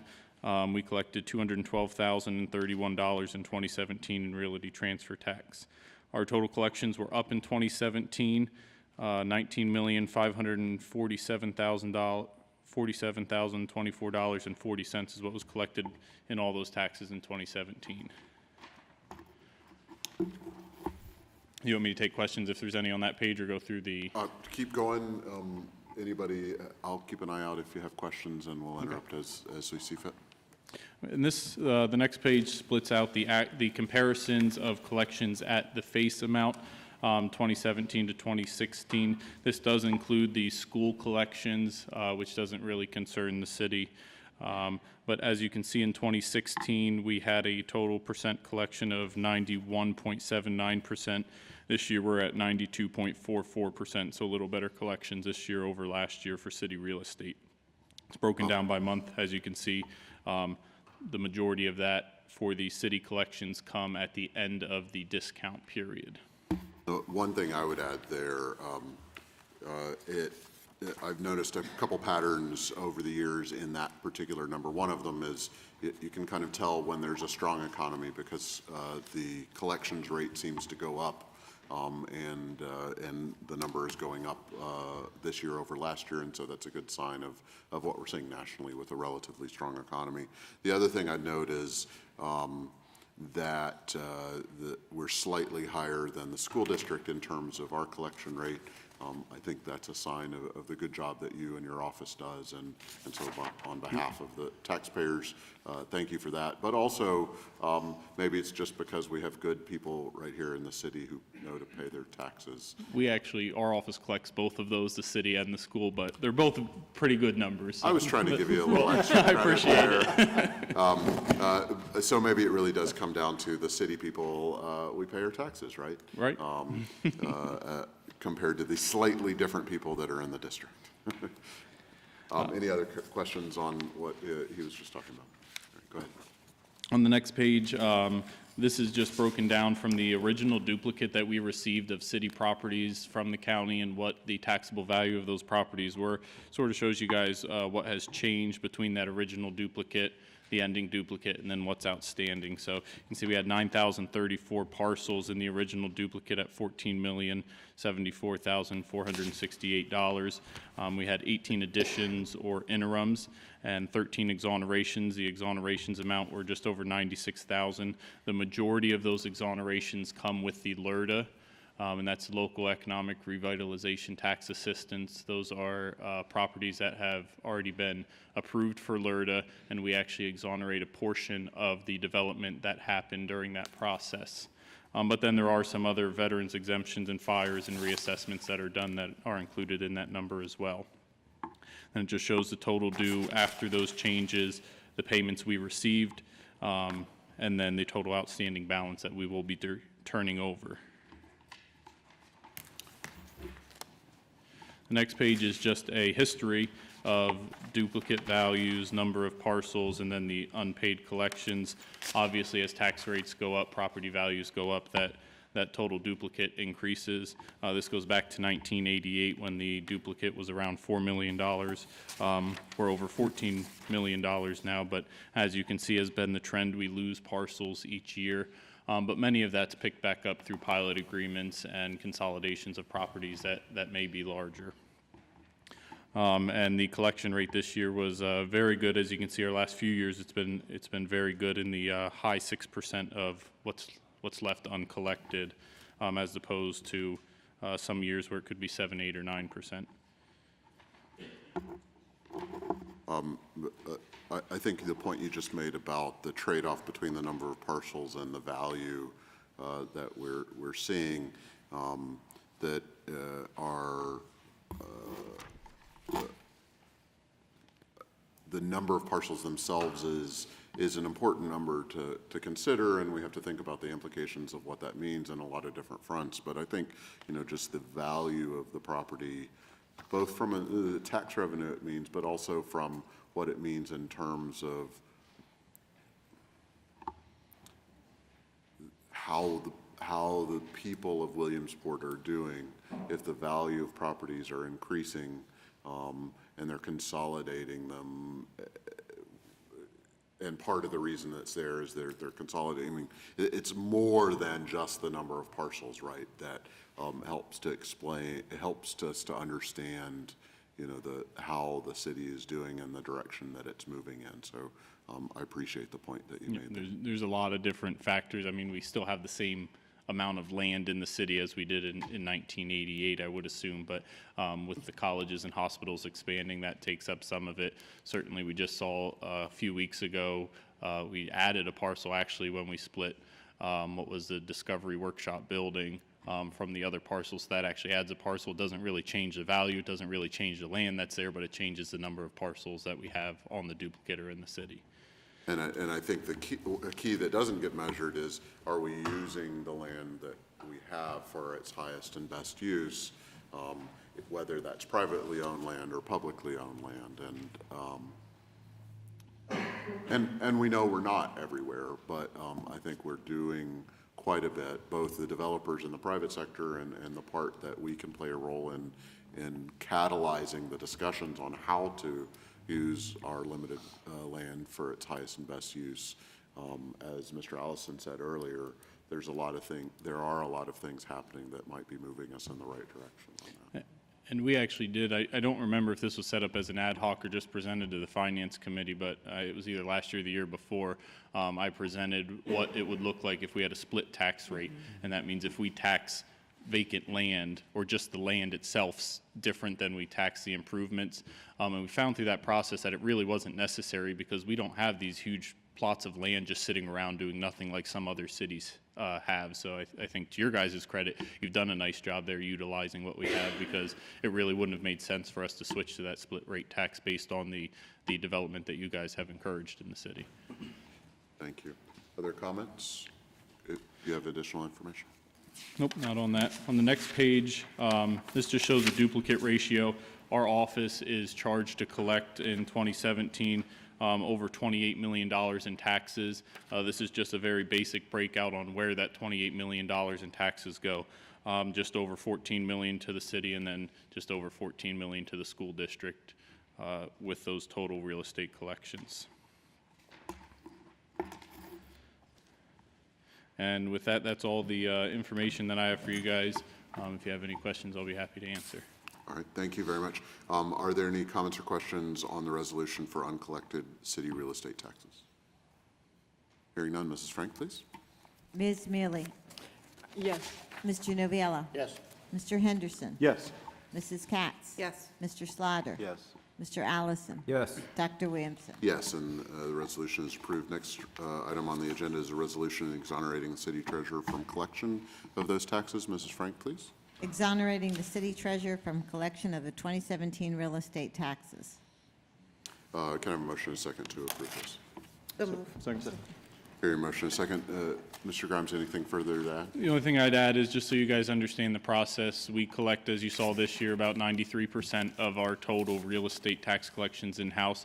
That's a wonderful percentage, and that's why real estate taxes is something desirable to most cities to collect, because you're spreading the share of taxes out to businesses and property and residential homeowners alike, but it's also a tax that you know every property that's in the city, and you can get most of those collections.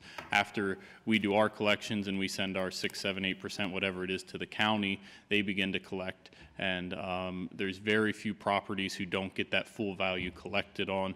In Pennsylvania as a whole, but especially in Lycoming County, we look at receiving 97 to 99% of those total real estate taxes that are due overall after the county has them and remits the payments to us. So we really get most of those collections, which is it's nice compared to other taxes where you don't even know if you have all the taxpayers, let alone all the collections. Thank you. Any comments or questions on this resolution? Hearing none, Mrs. Frank, please. Ms. Mealy? Yes. Mr. Noviello? Yes. Mr. Henderson? Yes. Mrs. Katz? Yes. Mr. Slaughter? Yes. Mr. Allison? Yes. Dr. Williamson? Yes, and the resolution is approved. Thank you, Mr. Grimes. Next item on the agenda is a resolution authorizing the purchase of 2 vehicles. Mrs. Frank. A resolution authorizing the purchase of 2 2018 Cruise LS vehicles. Be it hereby resolved that the City Council of the City of Williamsport authorizes the purchase of 2 2018 Cruise LS vehicles from the Chevrolet Buick, Tioga Street in Tunkhannock, in the total amount of $34,754, procured through the Pennsylvania State Contract Number 025-184, Municipal Work Vehicles. Be it further resolved, the mayor and city controller be authorized to sign the necessary documents. Be it further resolved that a copy of this resolution should be forwarded to Sherwood Chevrolet Buick GMC. Thank you. Can I have a motion and a second to approve this resolution? So moved. Second. Hearing a motion and a second. Mr. Girardi, how are you? Good, yourselves? Good. Good. What I have before you is a request to purchase 2 vehicles for the Williamsport Bureau of Codes. I have, the first sheet basically explains to you what we have, what our fleet consists of, what it's going to cost for these vehicles. We are down presently right now. I handed out earlier the fleet vehicle information to everybody. We have basically 4 vehicles right now. We have 6, 7, 8, 9 of us in our office who use a vehicle. 3 of these vehicles we use presently. The last one on the list, we are waiting to probably have that updated as far as painting. It is car 99. It is a police car. My street excavator doesn't feel comfortable driving in a police car, so we're going to have that painted white along with hopefully another police car that's possibly becoming available. But still puts me down cars. I need to purchase 2 vehicles. The 2 vehicles, last time we purchased vehicles were in '08, and those are the 2 Cobalts. And if you look at those are about 10 years old, but they still have somewhere around the average of 30,000 miles. We just do city driving with those. They're both in excellent condition. We should probably get another 8 to 10 years out of them, to be very honest. And we did budget money out of my line item 2250-64010. It's for a 4-year term, and these vehicles are compatible with the Cobalts.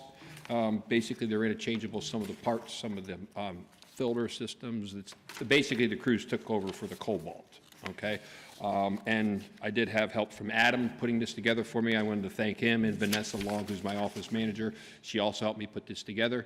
And if you have any questions of me, I'm more than happy to answer it. It did go through finance, and it did go through public safety. Okay. I believe this resolution was the one that went through public safety. And so, Mr. Henderson, please. Yes, we did look at this, and I thank you for the breakdown. It's much appreciated. Currently, 3 vehicles running, the 4th soon, hopefully. And so with 3 currently running and, 8 officers trying to get out there, it just doesn't work too well. Right. So something has to be done. Typically, we're relying on the police department and other departments getting rid of their vehicles, passing them on, but sometimes it just doesn't line up. And so that's the situation that we're in currently. And so in order for us to have an effective codes department, we need to be able to get them around the city. And so this did go through the co-stars agreement as well. And so that was good to see. And the money, as we'll hear from finance a little bit later, is there in the budget, or will be. And so looking at these vehicles, I think it's a good bang for the buck and much needed at this point. So we did pass this on to the full body with a positive recommendation. Thank you. Comments or questions from members of council? Hearing none, Mrs. Frank? Ms. Mealy? Yes. Mr. Nubiallo? Yes. Mr. Henderson? Yes. Mrs. Katz? Yes. Mr. Slaughter? Yes. Mr. Allison? Yes. Dr. Williamson? Yes, and the resolution is approved. Next item on the agenda is resolution authorizing the execution of a lease agreement for those vehicles. Mrs. Frank, please. A resolution authorizing the execution of a lease agreement for the purchase of 2 2018 Cruise LS vehicles. Can I have a motion and a second to approve that resolution? So moved. Second. Hearing a motion and a second. Ms. Girardi, anything to add? Not really. It's for a total of $34,000 for a 4-year period of time, which is averages about $8,500 a year. And it does this go in front of finance, and they did recommend a approval. Thank you very much. Ms. Mealy? Yeah, finance did recommend approval. It does bear noting that when you break it out over a 4-year period with a lease agreement built in, it actually is $9,188.90 per year. It will cost us about an extra $2,000 for the car to break it out over 4 years. We can and should have this discussion at length amongst the city, whether we can figure out a way to have enough cash flow that we don't need to take out something this minor as a lease agreement over a period of 4 years instead of purchasing it outright. Because of course, the pleasure of leasing winds up costing us money in the long run. However, in this case, to fit it into the code's budget and to lengthen out the expenditure in such a way that it doesn't have a huge impact 1 year, over another. Mr. Girardi, Mr. Winder, and presumably the administration decided that this was the wiser way to handle the expenditure. The difference in the cost to us is relatively meager, and of course, indications are the codes department's going to get 20 years out of these vehicles too. So they're pretty good value one way or the other. But they do have power windows. We established that apparently. That is standard issue now. These cars are stripped down to the bare minimum, but power windows is currently the bare minimum in the U.S. But that said, Finance did forward it to the full body of council with a positive recommendation. But I note that as we discussed with multiple sort of financial issues within the city, the more that we can avoid borrowing money to spend money, the further we can take our existing, the more we can get for the small amount of money that we really have to play with in the city. Thank you. Comments or questions? Hearing none, Mrs. Frank, please. Ms. Mealy? Yes. Mr. Noviello? Yes. Mr. Henderson? Yes. Mrs. Katz? Yes. Mr. Slaughter? Yes. Mr. Allison? Yes. Dr. Williamson? Yes, and the resolution is approved. Thank you. Thank you. Next item on the agenda is a resolution to purchase a 2018 Caterpillar wheel loader. Mrs. Frank, please. Resolution authorizing the purchase of a 2018 Caterpillar 926M wheel loader. Be it hereby resolved that the City Council of the City of Williamsport authorizes the purchase of a 2018 Caterpillar 926M wheel loader from Cleveland Brothers Equipment in Tuberville, Pennsylvania, in the total amount of $145,450 out of liquid fuels equipment line item 7001-64010. Be it further resolved that a copy of this resolution be forwarded to Cleveland Brothers Equipment. Thank you. Can I have a motion and a second to approve this? So move. Second. Motion and a second. How are you this evening? Not too bad. How about you? Not too bad. Currently, the Streets and Parks Department has two wheel loaders, 2014 Caterpillar 924 and a 1996 Case 921B. The Case wheel loader at this point is completely out of service.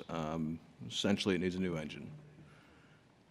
With the way the storms come through, the work that we do for the taxpayers, it is a complete necessity to have two wheel loaders of this size. We put roughly $20,000 in that case loader over the last year to find out that it needs an engine, which would cost another $24,000. But with that, once you pull it out, you have to do more work to the transmission, which then puts us at $50,000 into a machine that's well worn out. So looking at everything, the best option for us was to go with another cat loader, so everything was interchangeable, save money in the long run with parts, as far as what we stock on the shelves, and the mechanics are used to working on the cat machine. So we're just looking for the authorization to purchase this new loader. Thank you. And this resolution, I believe, was reviewed by Public Works. Mrs. Katz, please. Yes, this did come to Public Works. Adam really gave a really great breakdown on where we stand with a lot of our equipment and with Streets and Parks. As we know, as he has stated, some of our equipment is just really just getting too old to repair. With the loader, as you said, we're going to be taking some of the money out of, I think it's $58,000 out of liquid fuels to purchase this. There are other things that the city needs. One of the problems that occurred in the last couple of weeks is that the bucket truck caught on fire. Yes. So therefore, some of the best laid plans of streets and parks really went out the window because that has to be fixed. Don't know how it's going to, if you're going to be able to accomplish that, have it certified. Correct. Because again, the equipment is old.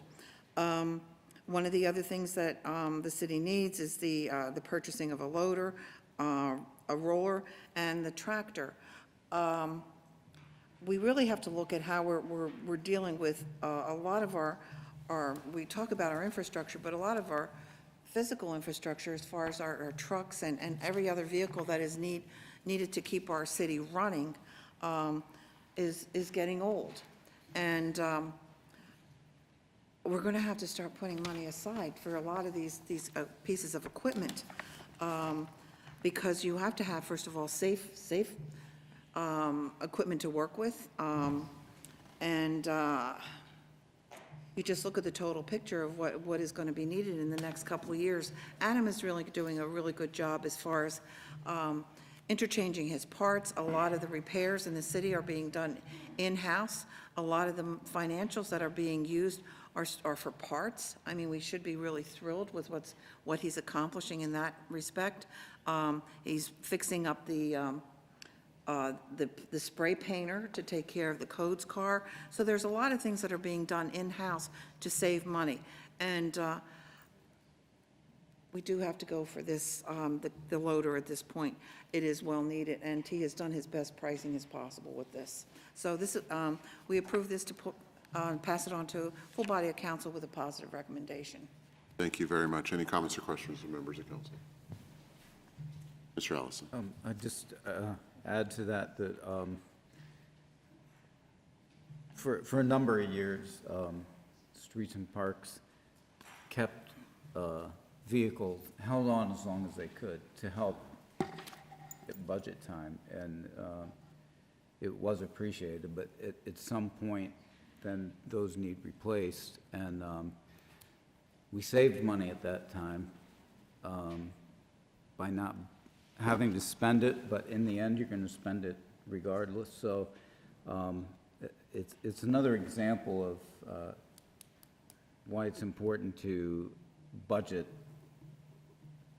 regularly for expenses that you know you're going to have down the road, which means, looking close at inventory, making some estimates, and putting the money aside, and then, so again, it's something we've talked about, but need to implement as much as possible on a bigger basis.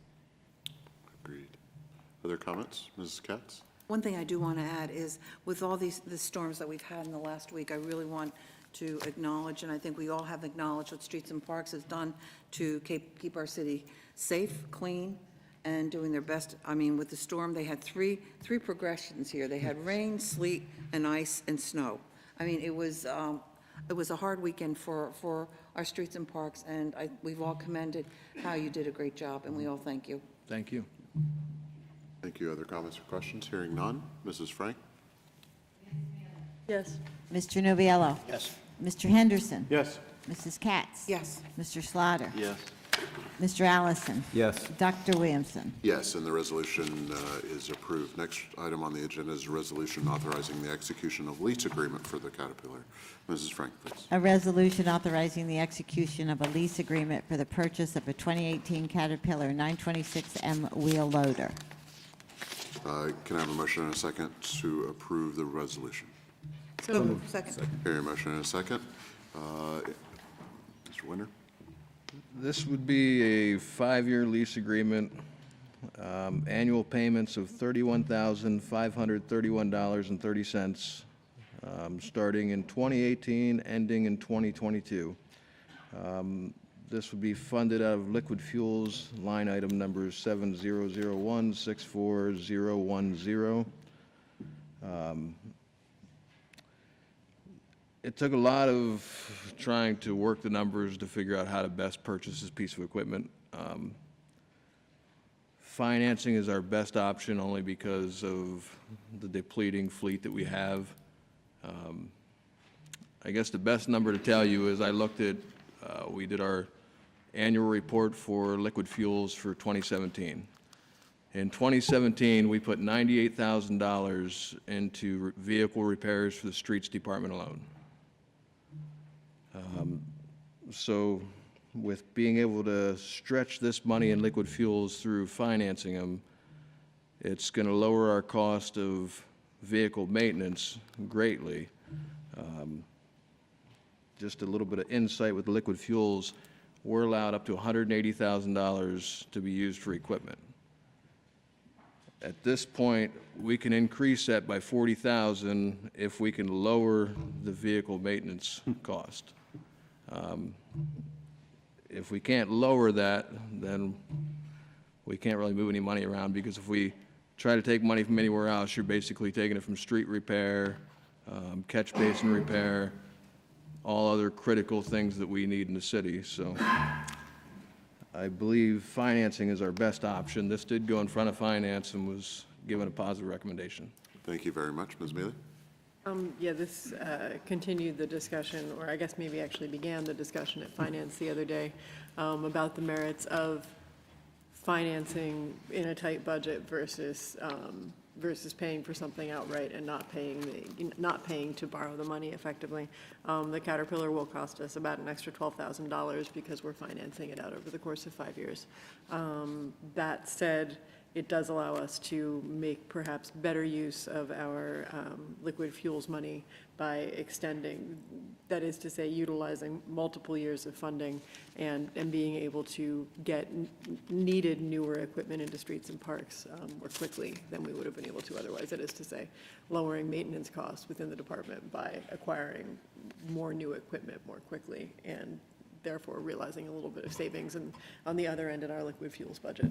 The one item that we did discuss and that I would welcome input from the rest of council on is the issue of the potentially dead bucket truck and whether or not we should finance other items that Streets and Parks was looking to purchase within the next 2 years in order to allow us to also begin to make payments on a bucket truck with liquid fuels, meaning that we'll be spending even more for the pleasure of financing over the next few years, but getting the new bucket truck that we may rather desperately need in the city. That said, Finance forwarded it to the full body of council with a positive recommendation. Thank you. Comments or questions from members of council? Mr. Anderson. This situation kind of illustrates where we're at. Either we spend $50,000 on the repairs just to get this thing up and running, or we spend $12,000 in the interest, over the next couple of years. And then we have a 2018 to boot. So, obviously the best option is for us to save up the money ahead of time so that we don't have to do either of those. But in our current situation, $12,000 in interest seems to be the best option for us.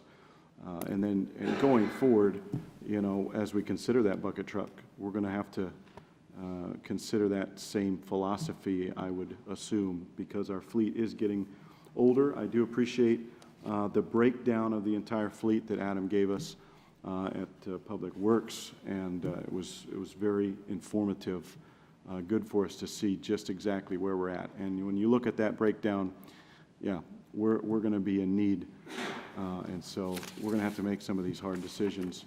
But it's either maintaining an old fleet with maintenance costs or financing a newer fleet and potentially saving on a lot of that maintenance cost.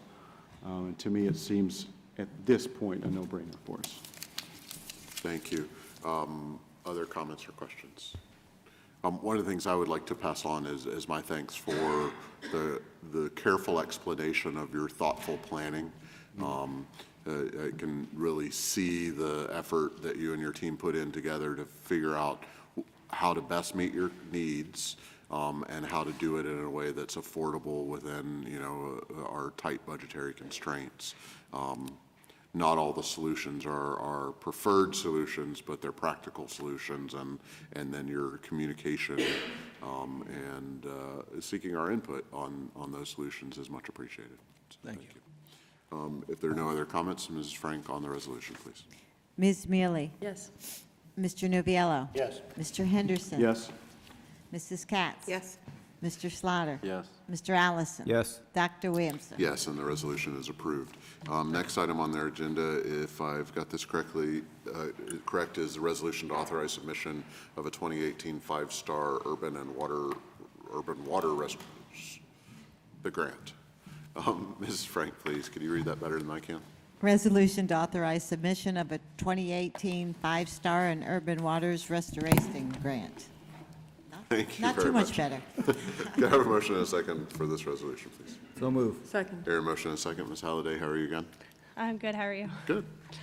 So the National Fish and Wildlife Foundation is accepting submissions of the 2018 five-star and urban water restoration grant. I was able to find this grant and consider it to be used for our Brandon Park rehabilitation project, to put toward the educational kiosk and bioretention, like we had talked about earlier, to utilize toward our BMPs for the MS4 pollution reduction requirements.